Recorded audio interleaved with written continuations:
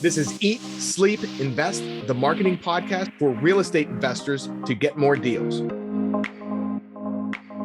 Hey, welcome back, everyone, to another episode of Eat, Sleep, and Invest. I'm your host, Bryan Driscoll, and I'm here with Neil Timmins. What's going on, Neil? How you doing, Bryan? Good to see you.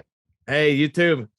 So what we're going to talk about today, Neil's interesting. He's getting into a couple of different things. We're going to talk about, like, a lot of guys are doing investing in a single family arena and talking about bridging from single family and getting into the commercial investing. And then also one thing that I know everyone has an issue with is hiring. So we're going to talk about that too. So Neil, why don't you give everyone a little bit of your background? Yeah, great question. Let's start there. 18 years now in real estate. I got into real estate as a traditional realtor. My mom had gotten in about a year before me. She was a stay-at-home mom, raised myself and my three brothers, all younger brothers, and was at a point where she didn't know what to do. So I said to her, you're great with people. You like houses. Why don't you become a realtor? She did. Got in. A year later, I'm still at Wells Fargo doing my thing there. And she just crushed it and made almost twice what I made working at Wells Fargo. And I thought, man, if she can do that, I can do better. So that was my entry point into the industry. And fast forward, became the top RE/MAX guy in the state of Iowa when I was in my 20s. And then finally landed into investing, fixing and flipping, buying rentals, and then have really, done hundreds of those, and now am in the process of morphing into commercial real estate to make that our primary focus, as we've done a number of transactions over the last handful of years, and it's become a bigger focus for myself and the team. Okay, that's cool. Now, so what made you want to transition from single to multi, or single to like the commercial stuff? Yeah, what really got me in, when I look at our single family portfolio and I compare that to our commercial assets that we've acquired, on the commercial side, the cash flow is so much better.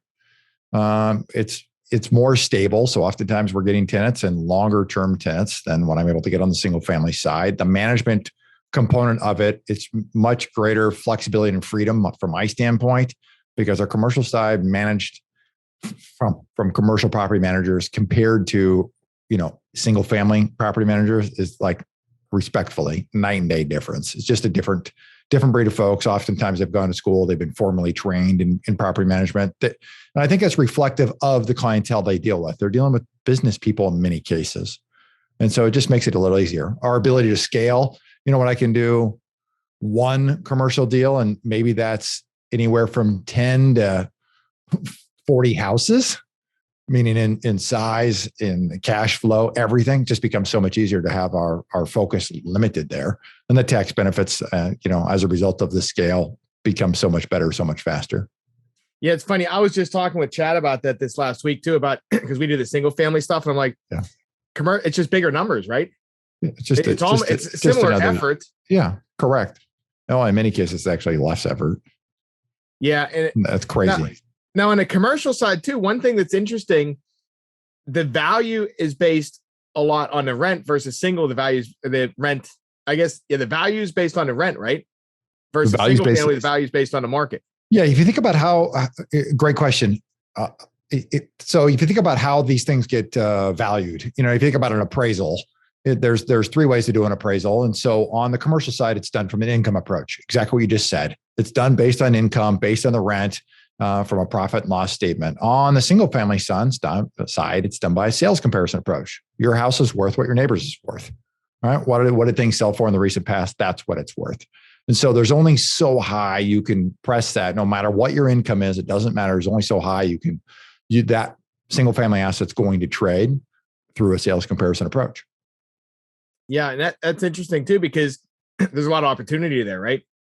There's a lot of opportunity. Correct. So you can actually make a lot of money by making changes, getting a new tenant in, or even increasing rents, things like that, and you're just pulling money out of the air. Yeah, we've been able to identify really three ways in which we can drive that net operating income, the NOI, and force appreciation. You either do it through, right, exactly what you just said, rents. So you do it from an economic standpoint, raising rents. On the other side of that equation is reducing expenses, right? Because there's two sides to that P&L. And really the last one is through a physical change. So in many cases, you're going to physically improve that property and increase rents at the same time. And the overarching component of that is the property management. So in some cases, we've been able to make that property management shift, and then, as a result of that, reduce the expenses. Just get a refined focus from the property manager and provide them tremendous guidance about what's our vision for this and how we expect it to be executed upon. Yeah. Do you have any examples you can run through, like so the listeners can hear like how that actually plays out with the property value going up by which changes you made? Yeah. So we've got one, our first asset that we've ever resold. So historically, I love buying these things, repositioning them, refinancing, just a straight BRRRR model, right? Just think that's all it is. It's a BRRRR model, but for commercial, and then keeping the cash flow. In this scenario, we are actually selling it. It's under contract to be sold right now, 2.5 years after the acquisition. So what we did on the way in is, and this sounds trivial, but I mean it. This is exactly what we did. Is we read the leases and then we enforced the leases. How simplistic does this sound? Yeah, that's like. I mean, it's like 101. And so we just did this, by the way, with another asset we acquired 14 days ago. Same exact thing. I mean, you wouldn't believe, different owners, but same thing. Just read the leases, enforce the leases. And it's as simple as under the one that we're under contract to resell, we just went in, and turns out they weren't. It mandated that the tenants have insurance. Well, tenants didn't have insurance. So that meant the landlord's policy was more expensive. Okay, well, now we make everybody, just again, enforce the lease. Another one was their percentage share of taxes and common area expenses. There were 2 tenants responsible for this in a strip mall of 10. So we just went in and made the tenant pay their agreed upon share. And so as a result of that, and then getting expenses under control. So we just made sure there was a proper focus for the property management company to get the expenses in line, just provide them direct and common focus about what to do. And so we bought that particular asset. We bought it 2.5 years ago for just over $800,000, listed it for 1.6. We're under contract very close to that to resell it. And so it's a dramatic increase. I mean, that's the benefit here. Everybody goes, oh, we made twice as much money. That's not really what happened.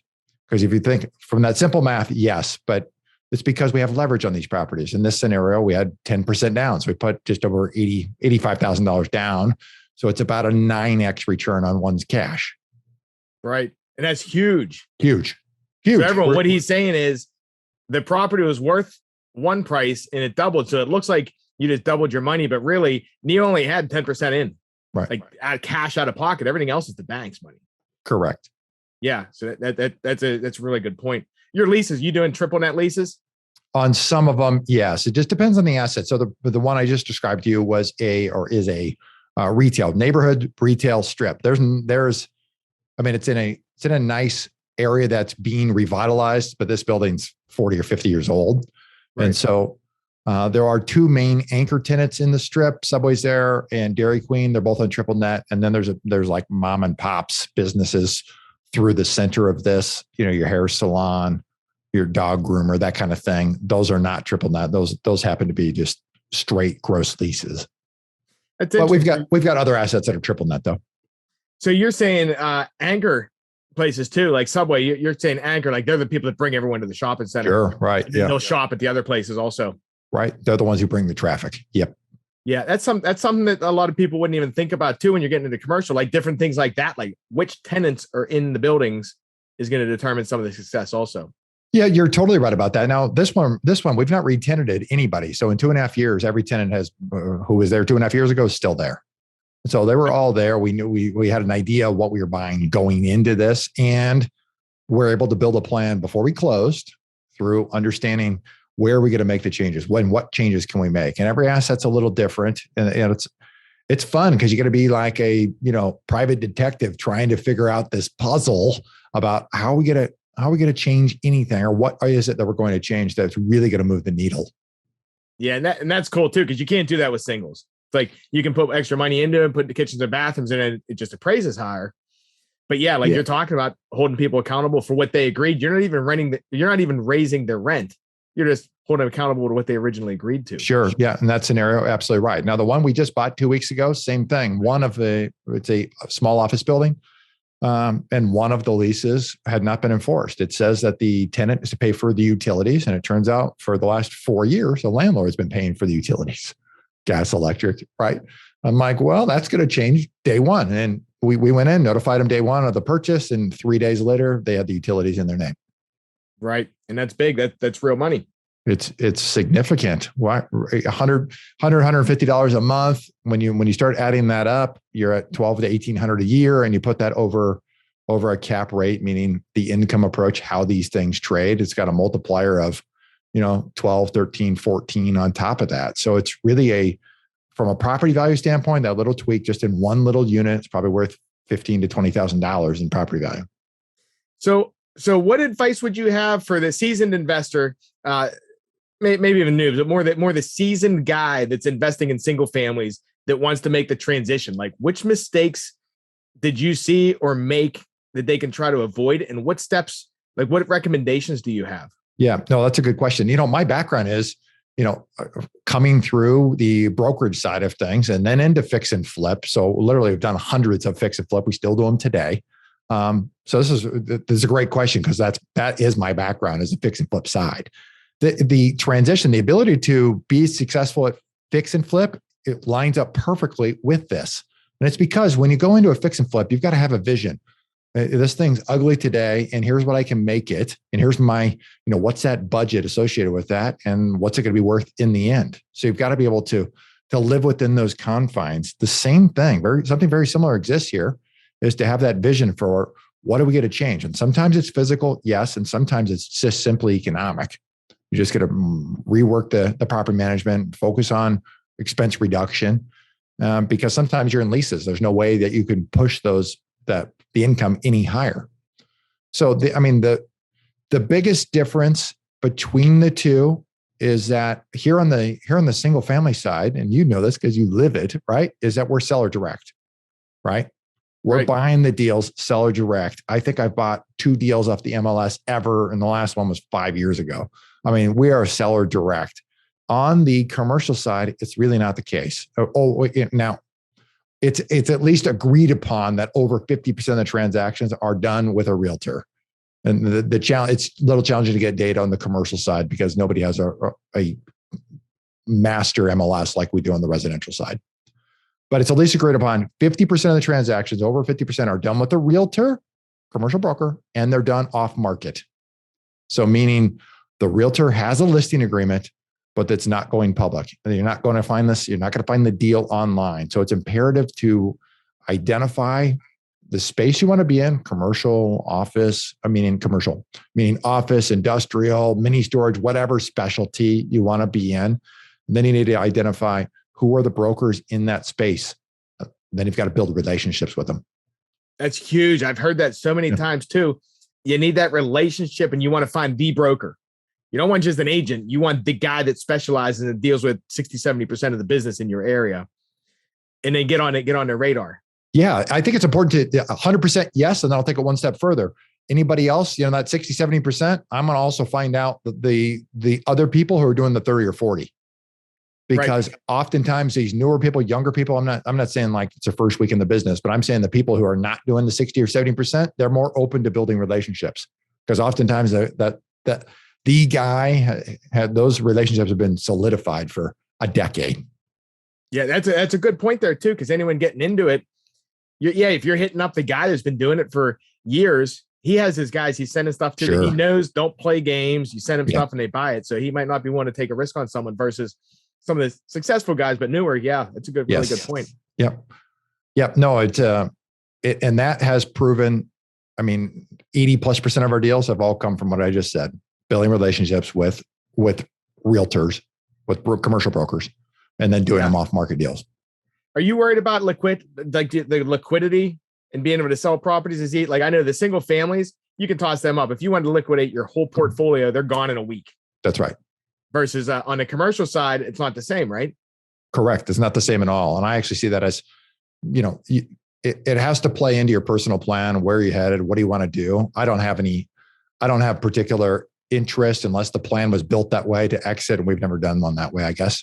Unless there's a plan to quick exit for some reason. Our plan is, let's build these things, let's hold them, and let's be strategic. The only reason we're going to end up selling this one that we're under contract for, so we can do a 1031, avoid taxes at this current time and buy something bigger. Yeah, nice. Yeah. So let's talk a little bit differently now. Yeah.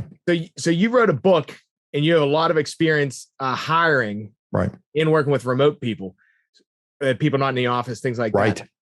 Tell me about that, because that's a huge pain point for a lot of people.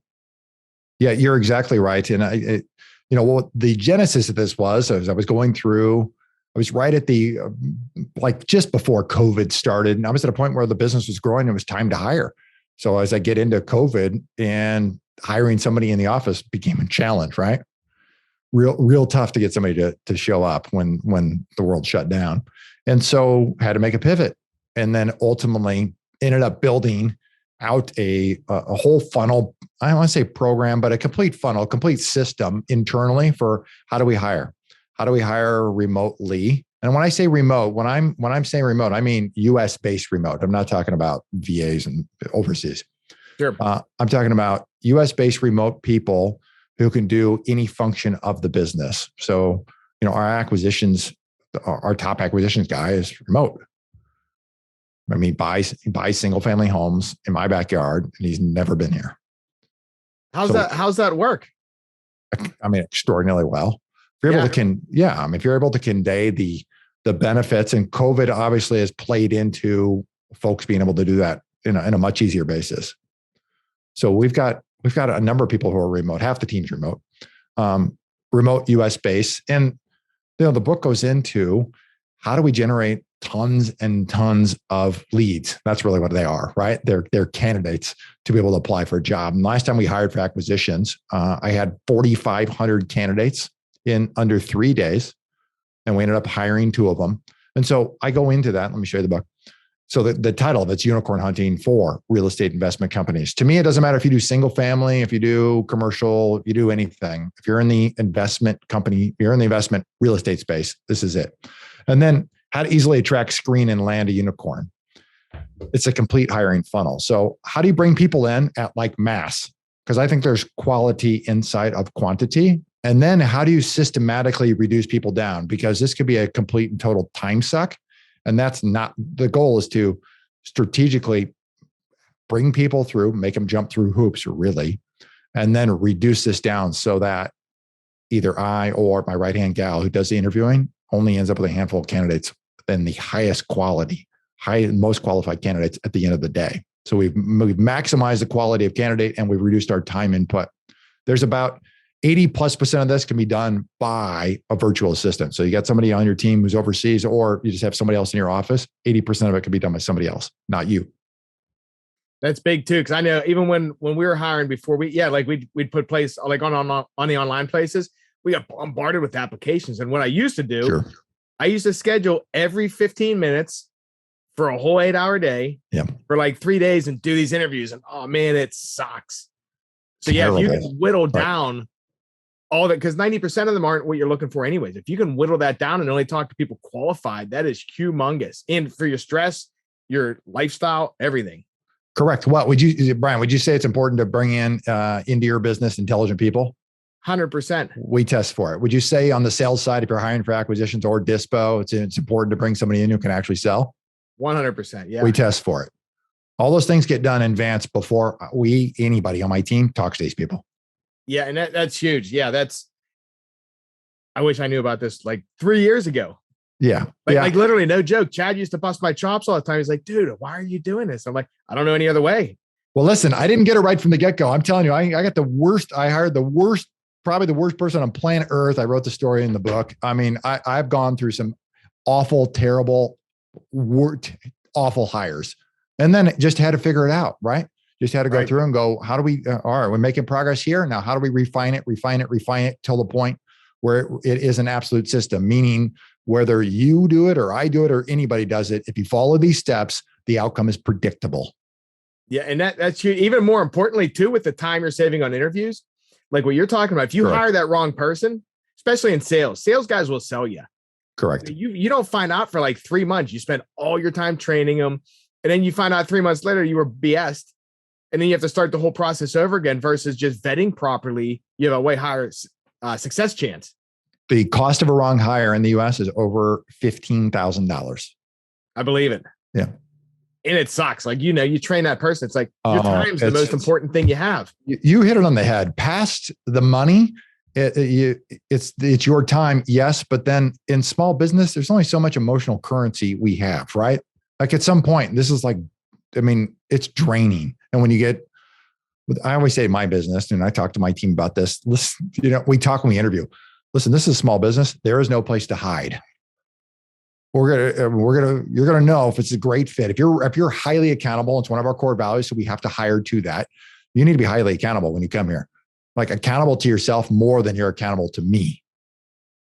Right. How do you vet for like the right person on a culture and making sure and also putting the right people in the right places? Yeah. So on the right people in the right places is we're doing multiple tests on the front end to understand what's their personality fit. And because inside of whatever role you're hiring for, what's somebody's temperament have to be, right? Are they excitable? I don't need somebody who's super excitable inside of a transaction coordinator role because that's not going to go great, right? I can hire somebody more excitable inside of a sales role. That's just fine. They can. There's more emotions that run with that sales role, right? But now, relative to culture, that's where our interview questions are coming in, and because you can't test for that. In many cases, right? Some cases you can. So like intellect is a core value of ours. So we can test for intellect, but there's other things. Are you credible? Do you do what you say you're going to do? Some of that has to come out through the interview and some of that has to come out through the reference interviews that we do. Yeah. And that is so beneficial on that side, especially like even just finding that, like you're saying, like the excitable person and a transaction coordinator, like, you may have a rock star, you put them in the wrong position, it's not going to work. And if you can find out what their forte is and put them in that right, they're going to shine. They're going to shine. Well, think about us. Like most of us is, sit in the leadership position. We're like not really hireable for, if we could fire us, we probably would have fired ourselves by now. But you put us in various roles in our business, we are absolutely not qualified at all. Right. Right. Yeah. 100%. Yeah, I know exactly what you're talking about. Yeah, you can think about yourself in certain roles. You're like, you're right. I would have been fired before I started. Right. Yeah. And the funny thing is too, like the roles that you like, I wouldn't be good at, or I just don't enjoy doing it. Yeah. There's somebody out there that thrives at that. And that's actually what they like to do. They hate doing what I like doing. Correct. But they like doing that stuff. It's like, find those people and get rid of the stuff you don't want to do. You're 100% right. Yes. Yeah. Listen, we got a cleaning lady. The woman loves to clean, right? Like there's personal joy for her, like taking something that's not clean. And at the end of it, it's like, you can see the smile on her face. Like, I did this. Right. Yeah. That's like me. I hate cleaning. Oh, I'm with you. Yeah. Yeah. That's crazy. So, hey, now where can everyone get the book? What's the best place to go? Well, I'm going to give you, I want to do something special for your audience. You can go to Amazon. It's $50. Why is it $50? Because it costs Barong. Hire is $15,000, a little over that. But I want to do something for your audience. If you just go to landaunicorn.com, landaunicorn.com, I'll send the book to you for free. Just pay the shipping and handling. Oh, that's awesome. Okay. So that's landaunicorn.com. We'll have it in the show notes too. And if you're watching on YouTube, just check out the description. Yeah. What would you have done differently knowing what you know now if you knew done differently with the start? I would have gotten into commercial faster, sooner. Really? Yeah. Why do you say that? The ability, from my first rental property, buying my first actual rental property was 5 years and like 4 or 5 months ago, somewhere in that range. That's the first one I actually kept. Fixed and flip before that, but the first one I actually kept was at that point in time. You fast forward to where I'm at today. I'm financially free, and 75+% of that cash flow is commercial. And that's why it just accumulates and pops so much faster on the commercial side than the single family house side. Now we're at 40 some odd single family rentals. It just pops so much faster.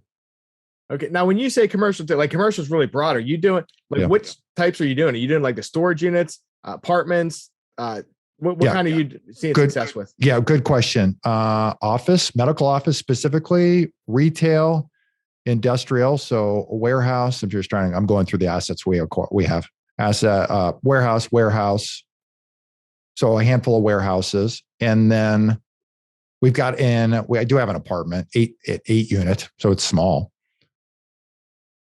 So kind of a run of the gamut, if you will. We're under contract at this point for a mini storage unit, which closing's coming up here in about 45 days. What's your favorite? No, dealing with the ones you're dealing with so far. If you're like, but you know what? I can just get all of these. All of these? Yeah, it's a good question because the thing is, every deal is a little different. I'm just not. When I say the commercial, I'm gonna go one step further. I'm looking for things that have value add. There's a component in which we can do something.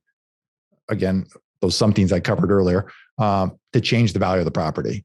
Because you can just go buy a Burger King, a triple net lease, a Burger King, a Walgreens, a whatever, and whatever the rate is, that's the rate of return. Because you can't do anything. You're not gonna be able to change anything. You're not gonna be able to change the value of that property. So I like things. I use the word often, oftentimes they're dented and scratched commercial real estate. So we can go in and do that. So to me, I like them all. I mean, they all have pros and cons associated with it. Right now, I really like industrial because if we can go in and buy something correctly, industrial is very hot right now. So, I mean, like apartments, very hot. There's tremendous demand for it. Yeah. So that makes sense. So yeah, you're not necessarily looking at the specific type of real estate individually. You're looking at, hey, what can I buy the scratch and dent that has room for opportunity to create that immediate equity? I'm asset class agnostic. All right. I like it. Right. Yeah, that's good. So what else? What do we miss? Like, what else do we want to cover here? Well, you know what? I mean, the one thing I'll mention, and I'll give it to your folks, is, I often get asked is, how do you even get into this? Like, what's the first place to start? And I'm suggesting the first place to start is obviously you have to find a deal, but how do you find a deal? You got to build relationships with brokers. And so I created a little template for how do I do that? Like, where are you going to find the brokers? How are you going to reach out? What's the communication with them? So if you want to get that, you can just go to my website. It's Legacy Impact Partners /gift. Legacy Impact Partners .com /gift. And you can get that page there and understand how you can go out. What are the first steps to getting your first commercial deal? This is it. You know what? I'm actually going to download that myself too, because I only do single families. And we're just talking about making the transition. It's like, okay, well, how do you start? Like, there's all these different ways. And everyone's talking about the relationships with brokers, but that's so important. That's really nice of you to share that, because that's a big thing. It's like, what do you mean build a relationship? What do we do? Call them up, or what do we say? Take them out. Right. That'll be good for a blueprint on that. Yeah, it's that. And then just keep in mind, what did all of us do before we got into single family homes? We did something else, right? And at some point, doing your first fix and flip, doing a first wholesale, doing whatever in the single family side was a little uncomfortable, was a little scary. And then when you did your 10th, it got easier, right? You did your 50th, you did your 100th. Now for a lot of folks, it's a breeze. It's easy. It's not as challenging at all. It becomes second nature. Same thing here. This is not, anybody can do this. It's just about learning the steps, putting them in the right order, and then taking action to move forward. Yeah. And yeah, you're right. It's a lot in the head. Like, it's like getting in the uncomfortable. Correct. I want to get in commercial. It's like, oh, I don't know what to do. Just do it. Yeah. Just lean into it, get the information, and just like single families, just take some action, lean into it. You're going to be in a terrific spot. It's a wonderful place to be. Yeah. That's cool. Hey, well, Neil, so if people want to reach out to you, what's the best way to connect? Yeah. Connect with me you can connect with me on LinkedIn, connect me on Facebook. One of those two spots, Neil Timmins. You'll find me there. I would love to connect with anybody. All right. Hey, everyone. Yeah. Those links will also be there if you want to connect. And then if you get the book, landaunicorn.com, and then the website, legacyimpactpartners.com. And then Neil, you said /gift, GIFT. Okay. /gift. So guys, go get that, because that's awesome. He's giving them to you. That's really cool. Neil. No, I'm happy to help. I appreciate you taking appreciate the invite on the show. I love talking to you. Yeah, sure thing, man. Yeah, we'll have to do it again also, because we can dive. We're just covering like the top level of stuff. Yeah, no, you're exactly right. We can deep dive as deep as we ever want to get on anything. Yeah, it'd be fun. Yeah. Hey, well, thanks for coming on, man. Thanks, we appreciate you. Good to see you again. I appreciate you. All right, everyone out there listening, hey, go out and crush some deals and have a good day.